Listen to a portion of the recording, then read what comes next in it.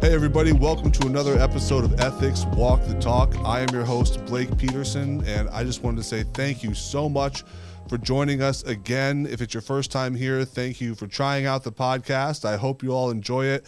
I think we have a great episode today. I have Teresa Mardensen here with Share Omaha. She runs the organization, and we're going to be talking about corporate social responsibility. The days of doing good as being optional as a company are in the past. It is now expected of companies, but a lot of times, these companies have been doing good for a long time. They just maybe haven't been projecting it out to the world and letting them know the impact they're making. And other companies are finding out, hey, there's a lot of ways we can actually increase our bottom line and increase our employee retention by taking these matters a little bit more seriously. So we're going to be talking about that, how you can get involved, how your businesses can get involved, and how Teresa helped optimize a few corporate social responsible giving practices, both in the private sector while she was an employee and now running Share Omaha consulting for businesses. So I hope you enjoy the episode, and thanks so much for listening.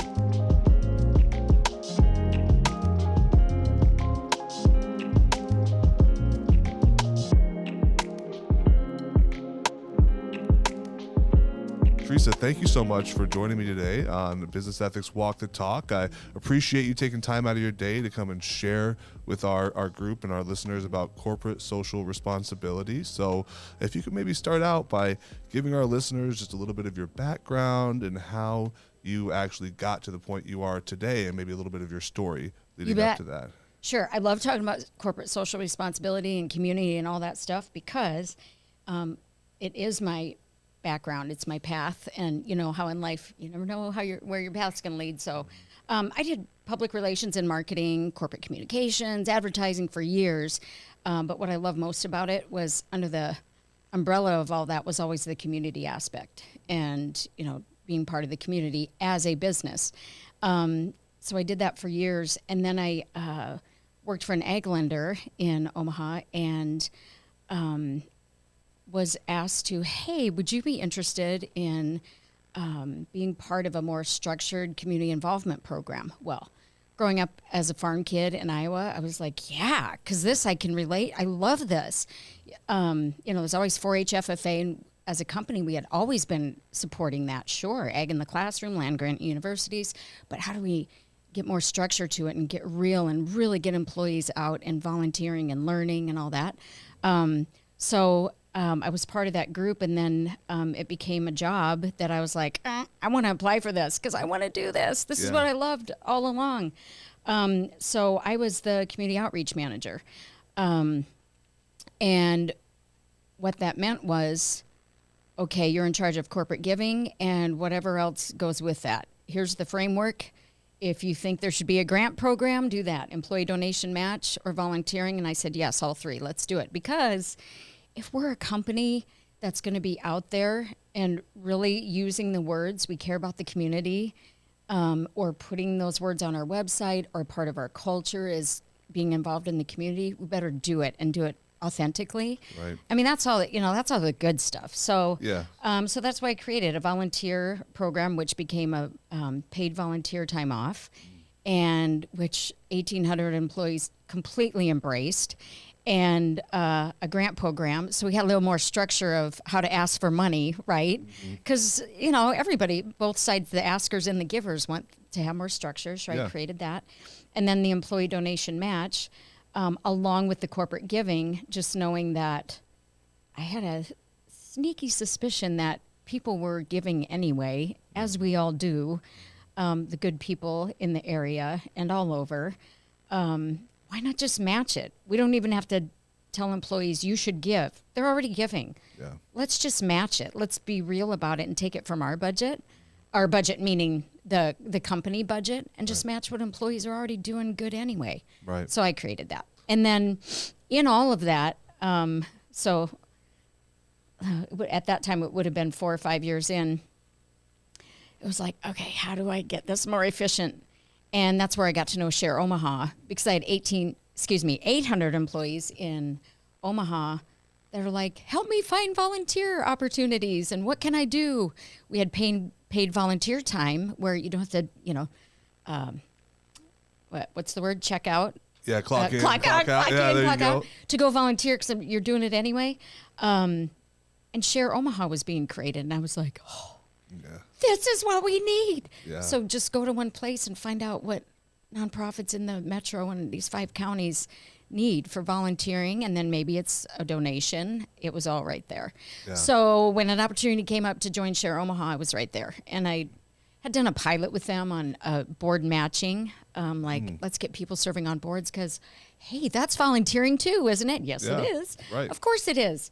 So it was just a natural thing, and I was like, okay, I want to do the nonprofit work. Yeah. So that's when I joined Share Omaha, and still have my friends at Farm Credit and the good work they're doing in the community with all that too. So yeah, that's my story. I mean, there's love it. A lot more to my story, sure, but the path to where I am now in the community space and how I get to see both sides of it now, coming from the corporate space, and now I'm on the nonprofit side, but still have those really good friendships and relationships on the company side.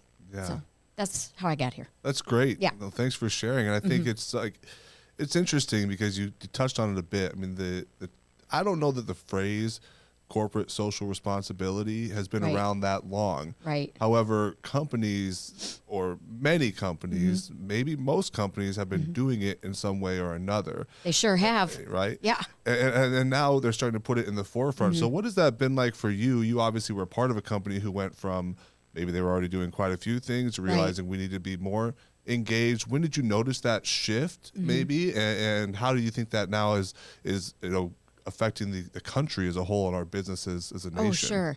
Yeah, you talk about the shift. I know exactly what you're talking about, because it was like, well, yeah, we're doing this already. Sometimes we would have a team activity to do some team bonding or welcome new employees and, okay, let's do something in the community. Or, it happened to be an ag lender in my case. So, we support 4-H and FFA. But the shift was, we could really get more efficient about this. Yeah. We already have people that care and want to do good.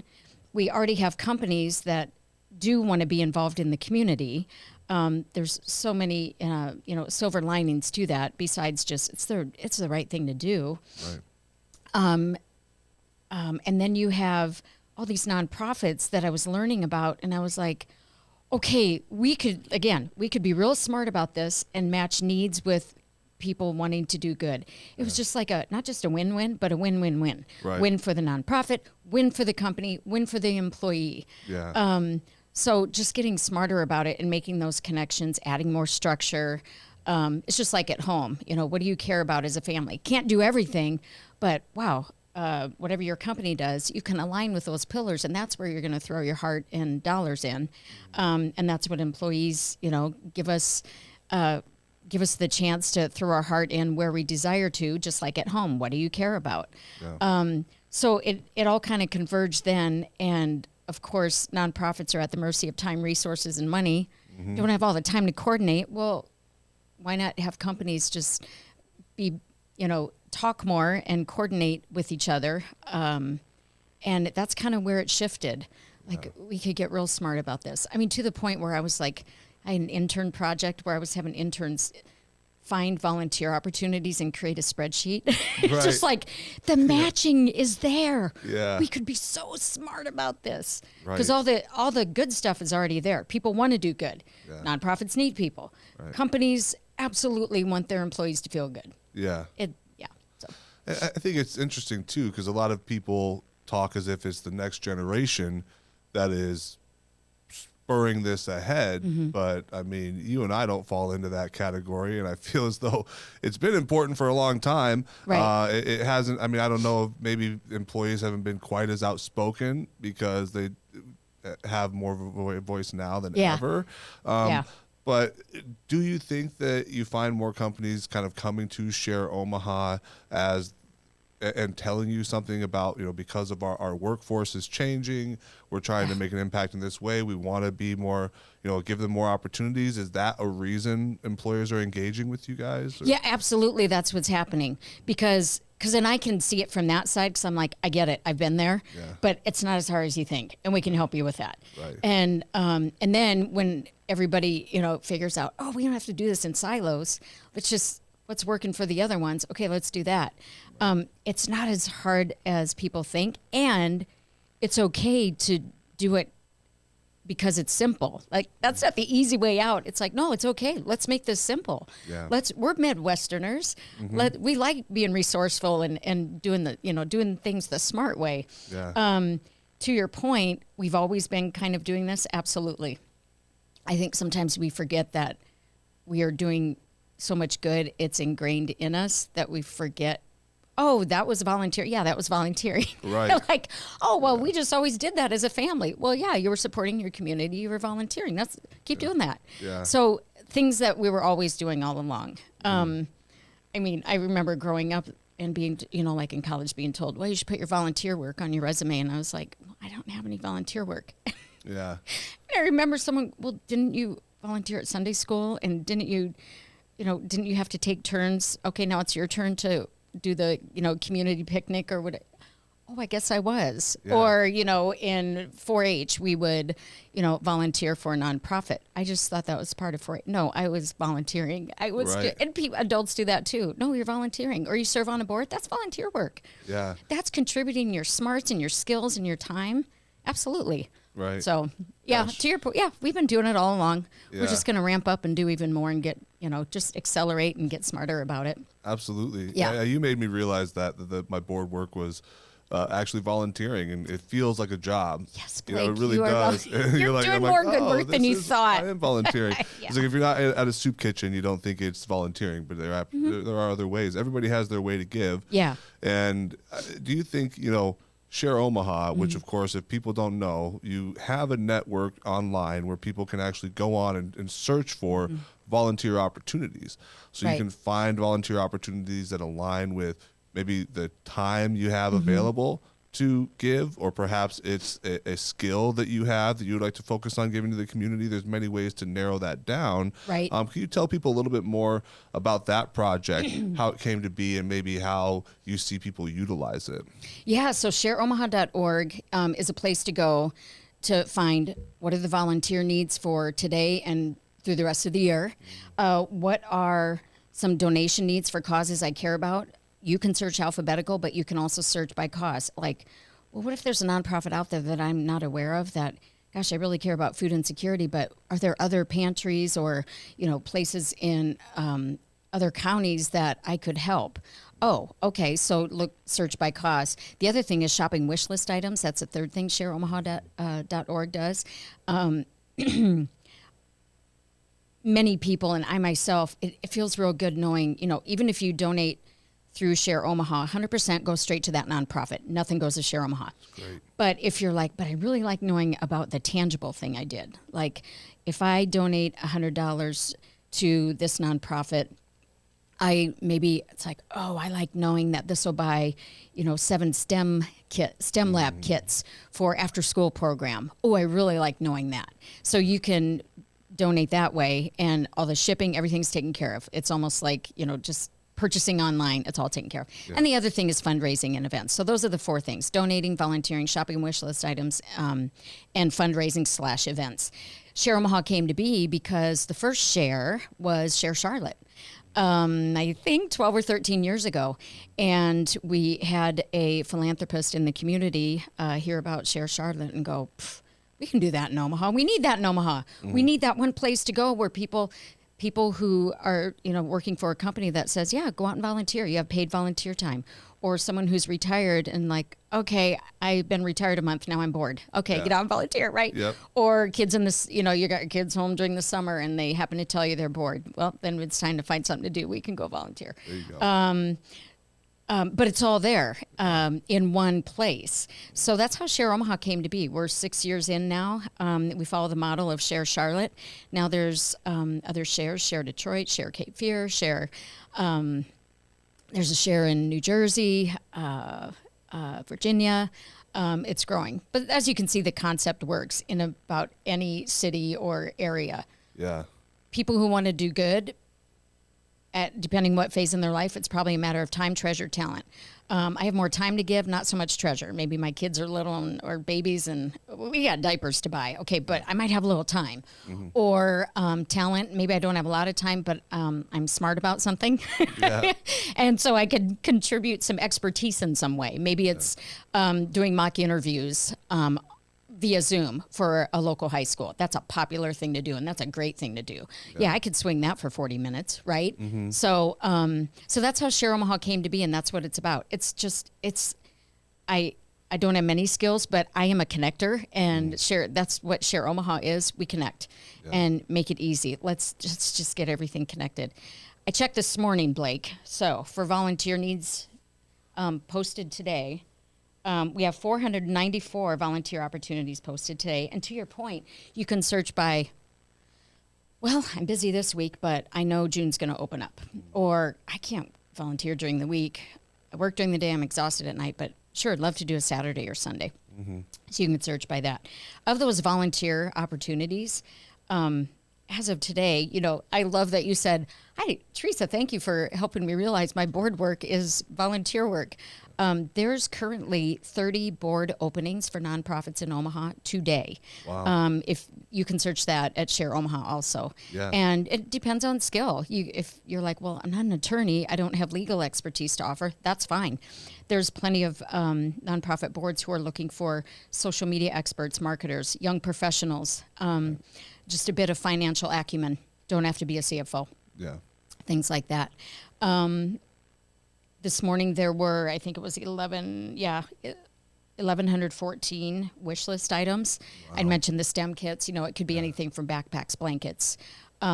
You know, some of it's for essentials like, you know, all right, we're getting into tornado season, right? So maybe there's a lot of nonprofits who are prepping their disaster kits and just need people to help assemble essentials. Right. Or so to purchase those essentials, you know, that could be a shopping wish list item. So you can look for those things today. Yeah. We sneaked by a major store, you know, it wasn't as bad, you know, we thought it was going to be a lot of storming this week, but we didn't. But it gets in our heads like, okay, it's going to happen. So let's prepare. Yeah. And then, 240 plus events. Wow. So that's a thing too, where companies, and that's a thing with Share Omaha, companies that have employee resource groups, this is another way to really authentically get engaged with your community. If you have employee resource groups and you don't have a big budget for them to get together and network, attend a fundraising event. It's a great way to learn about that nonprofit, what the community needs are. There's probably going to be a dinner served, and it's a great way for team bonding. So those are other things too, where not only volunteering, but look around and find out about those events and fundraisers. Yeah, that's a great point. Yeah. So, yeah, that's how Share Omaha came to be, and the ripple effects we'll never be able to measure forever and perfectly, but we certainly see it both immediately when we can say, okay, you know, there's a group that wrapped diapers, and we know tomorrow 200 families will have enough diapers for a month to get them through because they're in a situation, something happened, it's going to be a tight month, let's not have to decide between diapers or food. Okay, good. Yeah. So we have people just wrapping diapers for 60 minutes and having fun doing it. So. Right. Yeah, what a blessing just to be able to go to one place, find what you care about, and be able to set it in your calendar, go there, not have to do the research. I mean, it should be easy, and it's not, like kind of how you were saying before, it shouldn't be hard, especially for an organization. I mean, your whole mission is to streamline operation and make things more efficient. And I feel like if you want to be involved in the community, how can you do that? Well, partner with a Share Omaha so you don't have to hire a Teresa necessarily within your company to get a spreadsheet put together. We already have a spreadsheet available. Just connect with you. We were so innovative. Yeah, I know. We're doing what we had to do. You'd be surprised. There's still some people out there that are probably still doing that. And that's okay. Yeah, because you got to start somewhere, and you're finding a way. But that's good because you'll learn along the way. You mentioned, you know, easy, and whether it is on, you know, how you're tracking it. Easy ways, you know, easy ways could be as simple as, you know, if you work for a company and you're hybrid, or you work for a bank and you're a teller, it's like, well, I can't just leave for 4 hours to volunteer, but volunteering totally changed during COVID because what happened? We all had to work from home. And if we were volunteering, we still had to be 6 feet apart. Right. So nonprofits got real innovative about, okay, is there stuff they can do at home that would really help us? Absolutely. Yeah. We got real smart about that as a community. People wanted to work just as hard for volunteering while they were working from home because we all remember that. It got kind of boring. Working from home was hard. It was terrible. But it was like, oh, I could take my lunch hour and proofread a brochure for a nonprofit if they just email it to me, and that'll count as my paid volunteer time as an employee. Yes. Or as a editing a grant application for a nonprofit. Don't have to go anywhere. Just sit at your desk and do that. Another one is it's easy, but it's so valuable. Blake, I know when you get home today and you get the mail, you're going to open your handwritten letters first. You're not going to open the typed ones that look like bills. Yep. Because the handwritten, possibly it was someone you know and someone that really cares and took the time to write something handwritten. Yeah. Every nonprofit loves someone writing their handwritten thank yous for them because then they can stay focused on their mission. So if you think about that, think about if you work for a company and you can't get away from your desk for big chunks at a time, grab and go volunteering. Grab the cards. They'll give you a script, write thank yous. And it's extremely valuable. Yeah. You know how important it is to be thanked. Yes.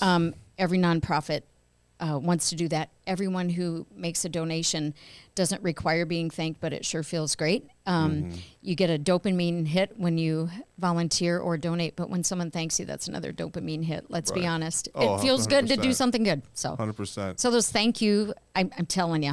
I mean, because Share Omaha has them too. We need people to write our thank yous. Yeah. I write them, but I can't get to them all. So No, it's way too many. And it's, it's funny you say that because I just had last week, attended a fundraiser, made a donation. I wasn't anticipating donating, but the story really resonated with me. So I felt compelled to, and I got very quick thank you responses, multiple from them. And I was like, well, this really increases. First of all, I feel great.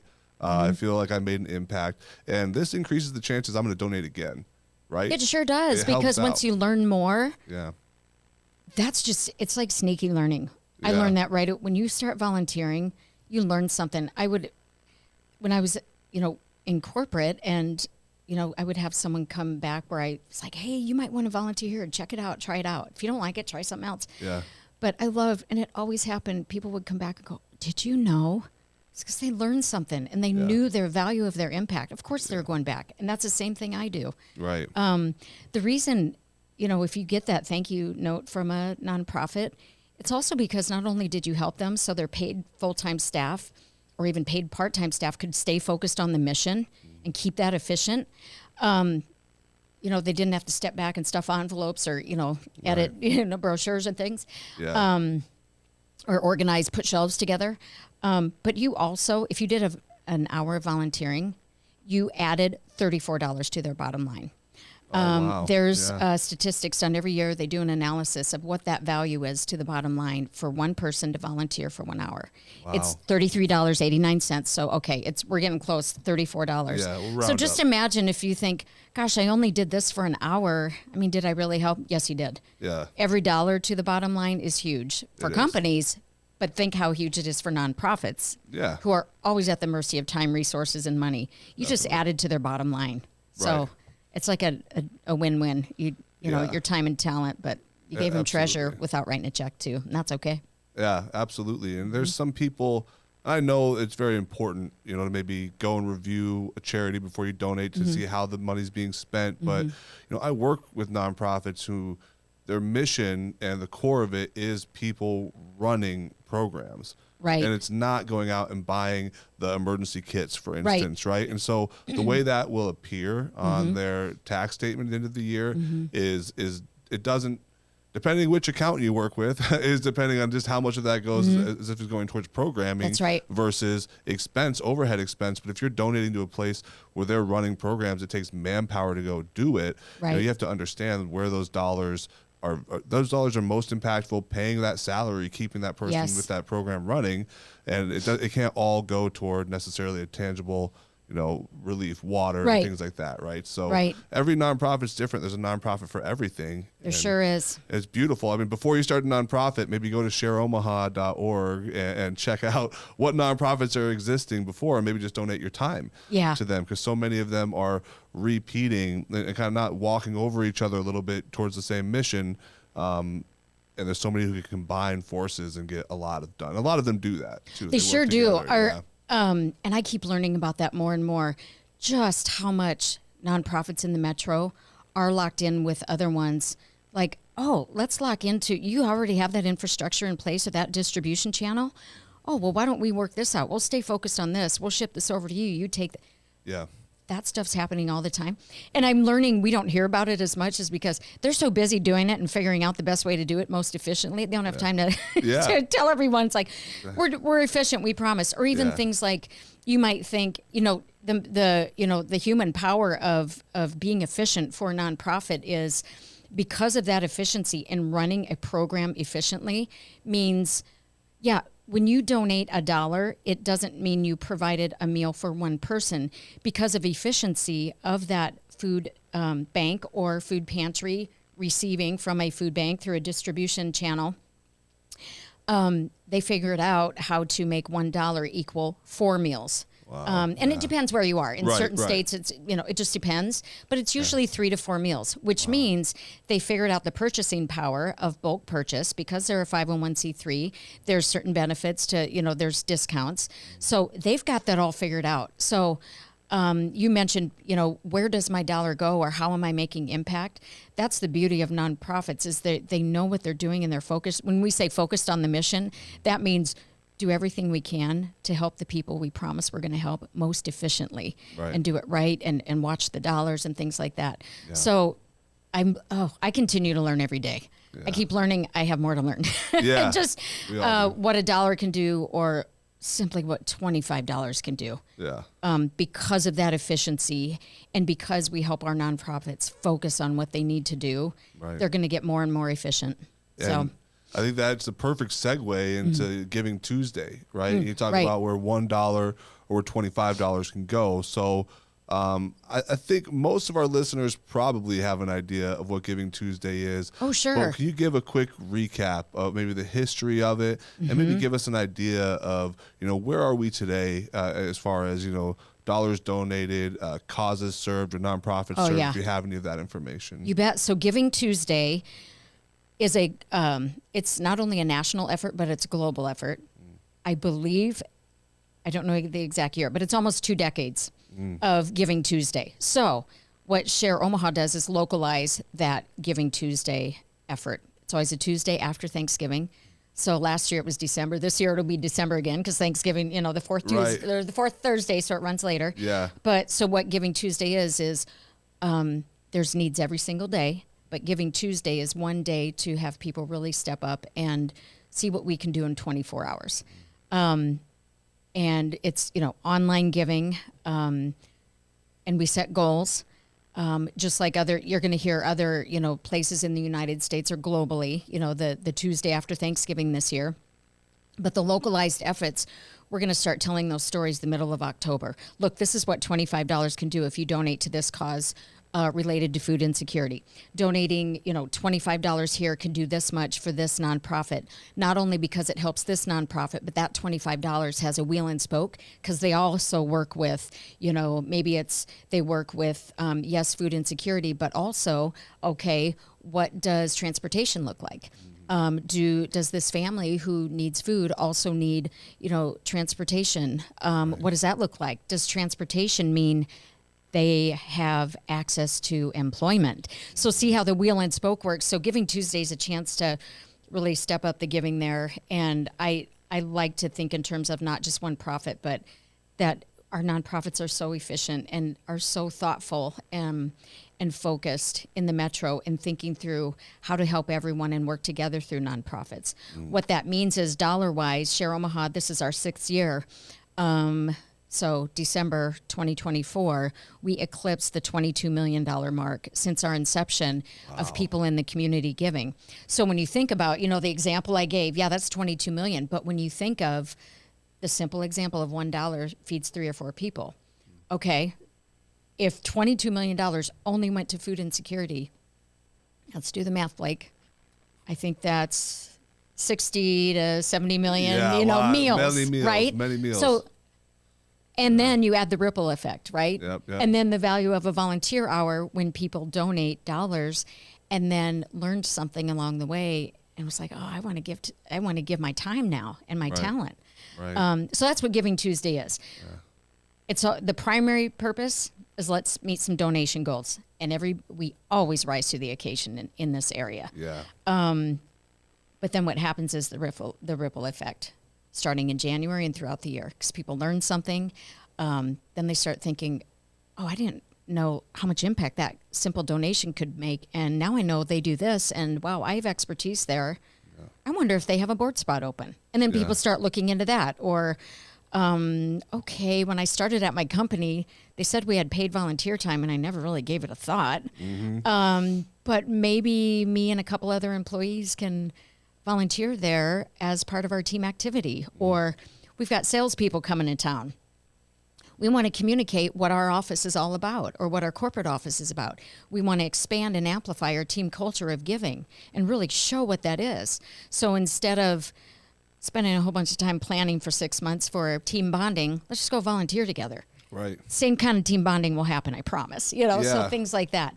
So all that happens throughout the year, and we really look at Giving Tuesday as a way to jumpstart that. Right. Start with the donations, and then just work together through the whole year, 24/7, 365, to keep that energy going.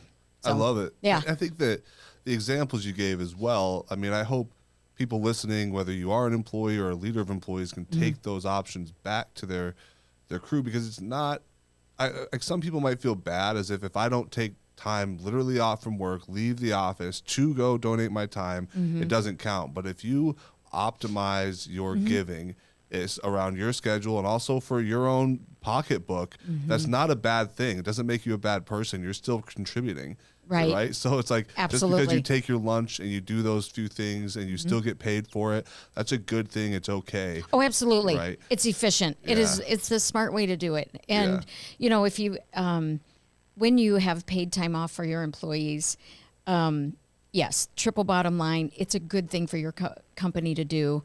Yeah.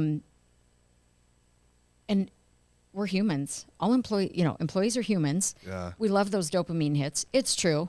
But why not have your employees have those dopamine hits as a part of they work for the company that we're all working for the same company. Yeah. And employees like to be happy, so why not have some dopamine hits during the work week? And people are good and they want to give back. And I said it before, people learn something. It is good for your employees, and myself included, I keep learning, to learn something about the community. Guess what? You're learning something about your marketplace that you may not have considered. Right. And it's like distributive leadership. Yeah. You've got, your teammates in the community learning things and bringing that back. Yeah. That's really cool. So absolutely. And from, a career perspective, if no matter what industry you may be in, and some aspect of what I do is about, everything I do is relationships, right? And so by donating your time, you also put yourself around people who you align with on a level beyond the boardroom, right? Or beyond dollars and cents, right? Yeah. And so that's a great way to start those relationships, and maybe some of those will turn into, business down the road for you, your company, whatever it is, and it's a much more organic reason. And people, I think that sometimes, people become, clients of mine because of the work that I do outside of the office, and they know if that's what you're doing for free, what are you going to do once I pay you? You know what I mean? And so I think that that's, people should think about that. And it's not all coffee and networking events where you go with a bunch of professionals and hand out 200 business cards. Like, what are you doing to add value, and what's important to you? And people see that. And I think that that's a better representation of your true self anyway. Right. To those perspectives, just the community as a whole. Right. Right. So. Yeah. You nailed it. It's meeting people, getting to know people, and building relationships. It starts with, well, I have this random skill. I like to say that too. Okay, what do you do to relieve stress? what's a hobby you have, or what's something you learned growing up, maybe your aunt or uncle or a teacher taught you, or something you do in your spare time because you're not scratching that itch enough at work. Right. Maybe you're a designer, but you're not really getting the design experience. There's a volunteer need that checks the box for every one of those. Right. So there's that part of it too, where yes, you're meeting people, building relationships, but it's something you share an interest in. Recently, I have been going to the Nebraska Writers Collective. I love in the spring they have their poetry slam competitions, and so I signed up to be a judge. And I do it whenever I can now because it's so fun. That is cool. And I've always, like, whenever someone, I always like to say, when you're networking and meeting people, like, sometimes rather than, well, what do you do? I like saying, what makes you, what makes you freak out with joy? Yeah. Well, for me, it's like, words, writing, reading. I love that stuff. It's fun. So for me, I found a way to volunteer with something that I just get a kick out of. Yeah. So things like that too, or like, reducing stress. Well, I learned to build things growing up. It's not my job, or I didn't. I'm saying, what if somebody, I did build a tree house when I was little, Very but cool. I That mean, counts. it was 3 pieces, maybe 4 pieces of plywood, but you could put that to work, for, building beds for the 14,000 kids in the metro who have a home but don't have a bed frame, and Right. So like you could put that to work. Task at hand is really a reliever of anxiety, and creative work that's proven. So that's another way to put volunteering to work, and relationship building along the way, because you're usually with a group, like-minded, talents together.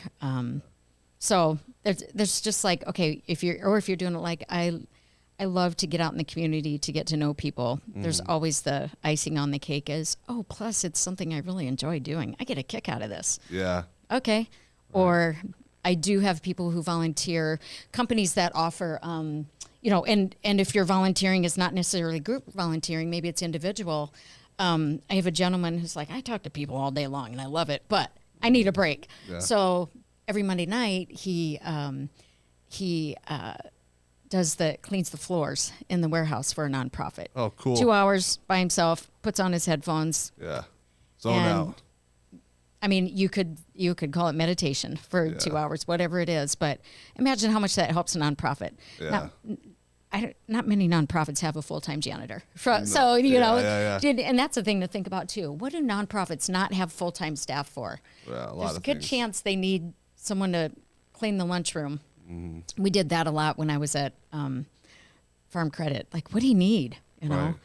Oh, we never get our, clean the lunchroom or clean up after an event, Yeah. So helping with those little things. Yeah. And some of those skills, like, your skills and being in marketing and doing that in the past and being good with words. Mm-hmm. I mean, so many nonprofits need that. I mean, they need it desperately, and you'd be amazed. I mean, look at the marketing, how poor many nonprofits communicate their impact to the community is for the same reason that maybe some businesses are not communicating how they are working with the community, right? And so it's hard to find the time. Yeah, it's the time. If you had all the time in the world, you'd be telling your story all the time. But right, but so to have someone help you with that, and then have the luxury of being creative with it too, because you're, that's the one thing you're focused on as a volunteer. Absolutely, telling that story. Yeah. That's a huge volunteer thing to do for a nonprofit. Yeah. Gigantic. And, what about if we flip the script? Yeah. How should a company, maybe if we were to put metrics on it. Okay. So if we're going to be trying to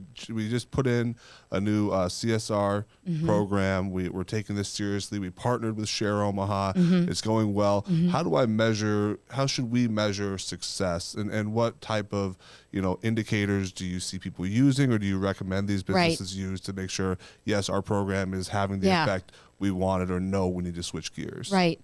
So it's how do we start? Where do we start? Because yes, we want success measures because we're a company, so we know all those acronyms. We should be accounting KPIs and all that. What's the ROI? So where do we start? Because we know we want to measure it. So I would say 3 things where to start. Number 1, what are you doing now? It's so easy to go, where do we want to be? And that's okay. But where are we at now? So I would say how to start, and to start the measurement is to assess your benchmarks. I would say number one, do a survey of your employees. How much volunteering do they do now? And count everything. Right. What you do after work, what you do on the weekends, what you do as a family that you forgot was volunteer. Do a survey. Yeah. Number two, find out what employees are interested in. Are they interested in a volunteer program? Are they more interested in donations? Are they more interested in, certain causes? Maybe your company is aligned with education, serves the education or academic world. Okay, find out how much your companies care, of course they care, but want to put company dollars toward that versus, yes, but when it comes to volunteering, I want to be able to choose whatever I want to do. So I would say number one, start with how to measure. We learn this in college, right? Or wherever we learn this along the way where we work. You got to start somewhere, establish your benchmarks. Yeah. Then start doing research. Okay, so if we want to be here in 5 years, what do the trends look like? If you really want, 10% of your employees to use volunteer time during the year, what's realistic? Because reality is what I learned, even in your first year of a volunteer program, it's not as likely 50% of your volunteers will use those volunteer hours. Doesn't mean they're volunteering. Right. Yeah, it means they are, and they're so busy and they're doing it for the right reason. Yeah. Where they're like, "Wow, I need to track it. I did it." That's okay. You did it for the right reason. Yeah. But no, let's track it. Right. So the third thing is, you've got do your survey of your employees, do some comparisons. Number two, what are best practices, and then number three, okay, what are our mechanisms to start tracking? And you don't have to do everything. Start simple.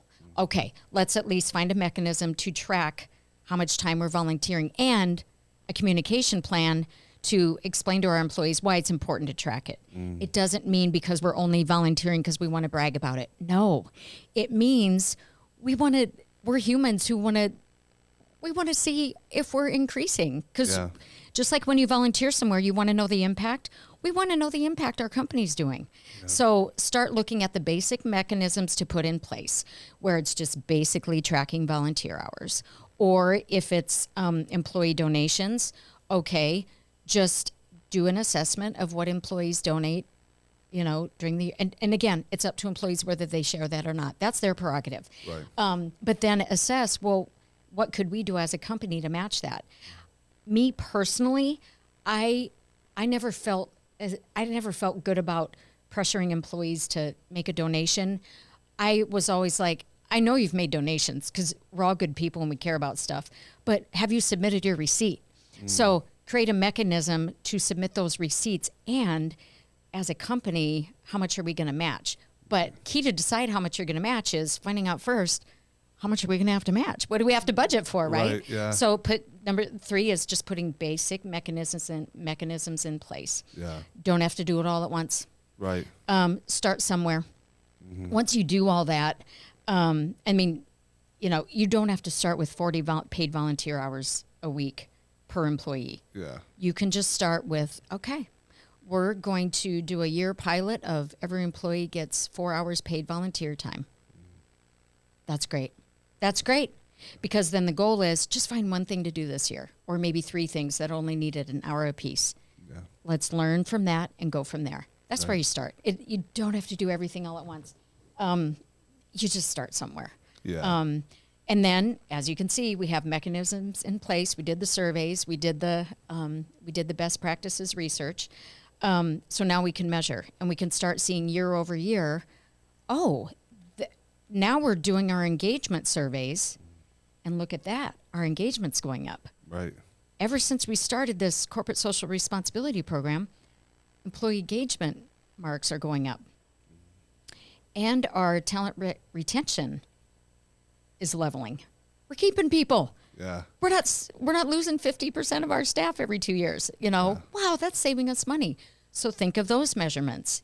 May not put in place right away, but start thinking about what correlational things are going to start aligning, and then you and I, with put on our business hat, can go, and we can see, if you want to put your business hat on, we can see how that's going to grow our company and make our bottom line more efficient because we've enhanced our culture. We have an amazing team engagement, and we've got the measurement to prove it. So we're going to get the best talent because now we can use that in our talent acquisition. So you can see how it just builds. Yeah. But you don't have to do that all at once. Yeah. Just do your basic research, basic mechanisms to just track the volunteering, track how many donation receipts. You could even do even if you don't do all that, you could do something like, you know what? We don't have an employee donation match in place, but we're getting toward the end of the year. What if we decided to tell our employees, did you make personal donations throughout the year? If you submit a receipt, we'll match it up to this, just this week only. It's like an amnesty for your donation receipts. You don't have to donate right now. Yeah. Just look at what you did through the year. And then maybe that's a learning. Like, wow, look what happened in that 1 week. And then build for the next year from that. There's all kinds of things you can do where you're like, well, we could try this. We're going to learn something from it. I remember the survey we did. We were like, yeah, we should give, the tendency is, well, we should give more. Of course, we should always give more, of course, that greater impact. But wait a minute. What's best for the long term? Right. Should we just write checks and walk away and just keep writing more checks? So we surveyed our employees, and to our delight, they said, well, no, make us work first. Wow. So because we did that survey, we created a volunteer program, a Dollars for Doers, because our employees said, yeah, we'll work, put us to work. Which we would have done that too. You would have done that, Blake. Well, no, I'm glad to volunteer. I'm already volunteering. Yeah. Put us to work and then we make a donation. Right. So we created this matrix of, 3 employees volunteer together. We'll donate this. Start simple, real simple. Doesn't have to be a lot. And then you learn from that and you can build from that. I love it. Yeah. That's great. So then, the peripheral or maybe again silver lining effect of that Dollars for Doers too was it helps in the managing the asks as a company, because when a nonprofit comes to you with an ask of like $5,000 or $10,000 and you're like, oh, okay, don't have that budgeted, but we've got a great volunteer program. What volunteer needs do you have? Right. And then when we volunteer, then we make a donation. So then you can see how, again, a win-win-win. Yeah. The win is the employee got a dopamine hit because they love, they love the doing good and they want to anyway. Number 2, made a donation, made an impact to that nonprofit. And then number 3, got people engaged in learning more. Right. And so it's just going to build from there. So, I love it. Yeah. So, and again, real simple. Doesn't have to be thousands of dollars. Real simple. Yeah. I think that's beautiful. I think you have to. That's great advice. Starting simple. Just start simple. Defining what you're going to measure. Yeah. And then it seems like the different concepts you presented, they all are interwoven in some fashion. So then you can decide what to add later. But don't compare yourself to whatever, Google, Kiwit, whoever you want to talk about. Just because like they've had humans, a long time. we still will. We'll compare to each other. Yeah. But companies, it's like, oh, we should be doing what they're doing. No, it's okay. Right. What do we do as a company? Right. Can't do it just like at home. Can't do everything. Right. But what do we want to align with as a company when we do corporate giving? It's okay. It is perfectly okay and expected that you have defined as a company that your giving pillars, you'll hear that, giving pillars of companies are, you know what? Our giving pillars are education, housing, food insecurity. Yeah. And that makes it more efficient for everyone. Right. So then companies, nonprofits know where to go to ask. Nonprofits know where they'll get the engagement with the employees because they're aligned with food insecurity, et cetera. Right. And companies can feel better about being efficient with their dollars and really educating, we give here, but then companies do this. We're aligned here, but we're really good in this community, in this metro, of the corporate social responsibility people at companies in Omaha will share, as far as aligning with that, I know so-and-so company aligns with that. I'd love to introduce you to so-and-so. Right. Great. We've all kind of agreed that that's okay as corporate social responsibility representatives for companies, because we're kind of really collaborating more than we ever have. Yeah. I did that when I was at a company, but now I see that on the other side from my view of Share Omaha. It is awesome how companies in the metro are just pulling together, and community involvement is not competitive. No, it's collaborative, and it's awesome. Yeah. So that's great. Yep. I think that's a great spot to end it. Thank you so much, Teresa, for coming on. And for our listeners who want to get involved with Share Omaha, sure, what should they do to get involved and get in touch with you and your team? Yep. So to get involved, go to shareomaha.org, SHARE Omaha.org. You're going to see 4 boxes: donation, volunteering, shopping wish list, fundraising events. You look on the left-hand side. If you click volunteering, you'll see how you can sort and filter by causes you care about, by age group. Maybe I'm grandma or grandpa, and I've got a 6 and an 8-year-old grandkids next week. What can we do? You can search by age. You can search by when. Maybe you are in leadership, or you want to be in leadership at your company, and your leader says, well, what have you done in leadership? Well, search for a board spot. If you're a young professional, nonprofits would love to have coffee with you. Yeah. So that's to start, shareomaha.org. And then also shareomaha.org, you can certainly reach out to Candy, Katie, or I with any questions. If anything's like, wait, tell me more about this, skills-based volunteering, you can search by that. That's the way to get started. So that's reaching out to shareomaha.org. The second thing to do is go back through your HR manual or, your benefits package, or if you remember that your company did say something about paid VTO, or you're part of an employee resource group, start that conversation. Or maybe your next team meeting, say, hey, how about our next team meeting, we write thank you cards while we're doing our Monday morning meeting for an hour and having our donuts. Okay, do that. So that would be the second thing to do, is just start that conversation at the company you work for. Yeah. There's plenty of ways to jumpstart that engagement, and just start something there. And then if you volunteer as a group and it's something that you love, keep doing it. If not, tell another department, hey, we did this, you might like it. We're going to try this time. Great. Just start somewhere. So, and if you need a place to look, there's group volunteering and individual too. Whole bunch of ways to look. Everywhere. So take advantage and leverage that, if your company does that for you. So, yeah. Yeah. That's great. Well, thank you so much for your time. I really appreciate it. Thank you, Blake. Awesome.